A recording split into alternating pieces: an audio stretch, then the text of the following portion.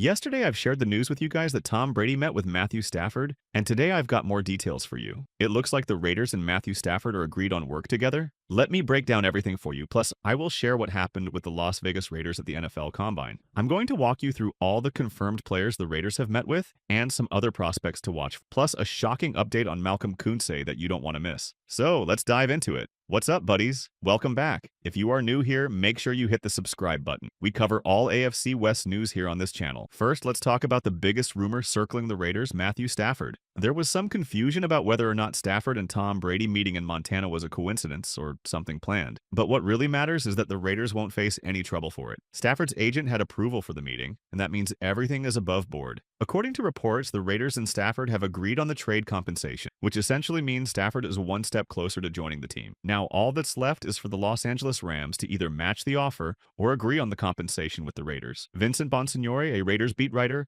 was the one who put this information out there. He reported that while no deal is imminent, the two sides have found common ground in the financial aspects. So it's now up to the Rams to decide if they're going to move forward with the trade. The only thing holding this up is whether the Rams agree to let Stafford go and what they want in return, whether that's a third-round pick or some other compensation. If you missed yesterday's update, there was an interesting development involving Tom Brady and Matthew Stafford. The two were reportedly seen together at a ski resort in Montana, specifically in Yellowstone. It's a private community where high-profile individuals tend to gather, and apparently, Stafford and Brady had some discussions. Some reports suggest that Brady played a role in Stafford's potential deal with the Raiders, possibly influencing the negotiations in some way. The big question now is, can the Raiders afford Stafford? Right now, they have around $98 to $99 million in cap space. Stafford is reportedly looking for a deal in the range of $50 million per year, but the Raiders could structure the contract in a way that spreads out the money over multiple years, minimizing the cap hit in the immediate future. For example, they could offer him $35 million in the first year, $40 million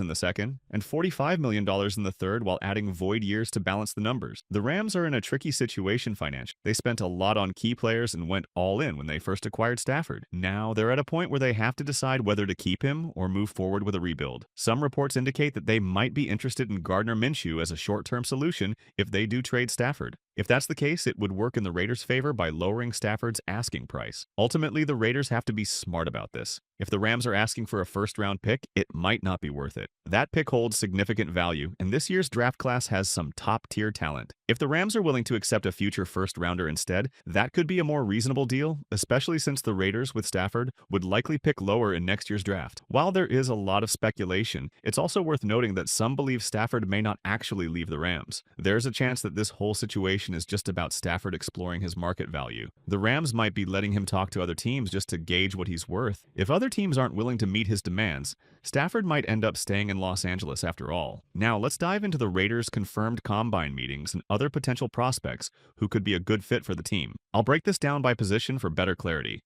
Starting with quarterbacks, Las Vegas has met with Quinn Ewers from Texas. His journey from a standout at the University of Texas to an NFL prospect showcases his dedication and talent. While he's not considered a top pick, his stock continues to rise, catching the attention of scouts who see something unique in his game. As he goes through pre-draft meetings and evaluations, Ewers remains focused on proving himself. In a highly competitive quarterback class, he's carved out a niche with his skills and determination. While he may not have as much hype as some of his peers, his ability to stand out and generate interest from NFL teams speaks to his talent. Moreover, Shedeur Sanders was another expected meeting given his connection to Tom Brady. Cam Ward is on their radar, and there's even talk about the Raiders possibly trading up to the number 1 pick. However, the Giants are also showing interest in that pick. Another name in the mix is Kyle McCord, who could be a solid late-round option for Las Vegas. Moving to defensive tackles, Mason Graham is the only confirmed meeting. He's a top prospect and likely a top 5 pick, so if he's available at number 6, the Raiders will have a decision to make. On the scouting front, the combine measurements for defensive linemen have been coming in. Surprisingly, Mason Graham, measured in with shorter than expected arms at 32 inches. That's actually less than last year's top defensive tackle prospect, Johnny Newton, who slipped to the second round partly due to similar concerns. Graham also weighed in at just 296 pounds, which is lighter than expected. Another defensive lineman, Derek Harmon, measured in at 6 feet 4 inches, 313 pounds, with 34-inch arms. That's a solid profile for an interior lineman, and he could be a first-round target as well. Meanwhile, Deon Walker, who was previously listed at 370 pounds in college, came in at a much leaner 331 pounds. That weight drop could be a sign that he's preparing for a different role at the next level. At linebacker, Las Vegas is paying close attention to this position. Robert Spillane and Divine Diablo are both free agents, so depth is a concern. They met with Jackson Woodard from UNLV, who had 135 tackles last season. Because he played locally, his meeting won't count as a top 30 visit. Carson Schwezinger from UCLA is another player they've spoken to, along with Danny Stutzman from Oklahoma and Cody Simon from Ohio State. On the edge, the Raiders have met with Mike Green, a potential top 15 pick. They also spoke with Braden Swinson from LSU, who had 8.5 sacks last season. Another name is JT Tuimoloau, a player we've kept an eye on throughout the college season. However, despite some speculation, there's no confirmation that they've met with Jack Sawyer. In this class, one standout measurement was Landon Jackson from Arkansas. He's 6 feet 6 inches,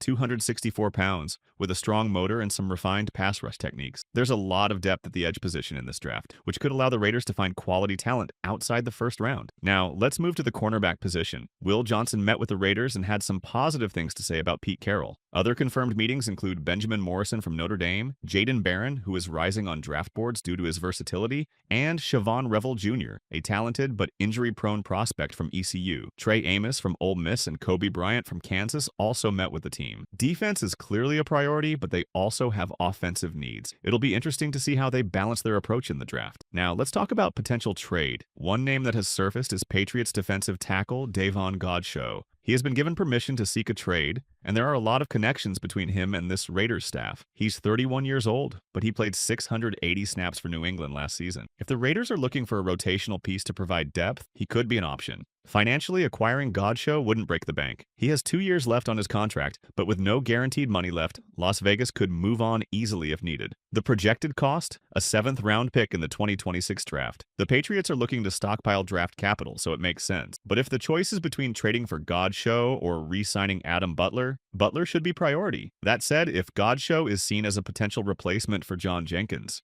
he might be worth a look. Finally, let's touch on Malcolm Koonce. He's a priority for the Raiders, and both Patrick Graham and Rob Leonard want him back. Pete Carroll understands how valuable he is, but the big question is his market value. SpotRack and PFF suggest he could get $18 to $20 million per year, and if that's the case, it could be tough for the Raiders to compete. A realistic contract projection for Koonce may be 2 years, $24 million, fully guaranteed. That structure would allow him to hit free agency again in 2027, potentially securing another big payday. The Raiders want to keep him, but money will be the deciding factor. Another guy that the Raiders are watching on is Shemar Stewart, who had an official meeting with the team. An official meeting means that the team formally requested to sit down with him rather than just having a casual chat in passing. The Raiders are clearly doing their due diligence on defensive linemen, which could be significant given their needs on that side of the ball. There's also a possibility that the Raiders may not re-sign Malcolm Koonce. If that happens, adding someone like Stewart to the defensive line alongside Max Crosby and Tyree Wilson could make sense. Stewart has been generating a lot of buzz. Some believe he's the closest thing to Myles Garrett that we've seen in years. He's explosive,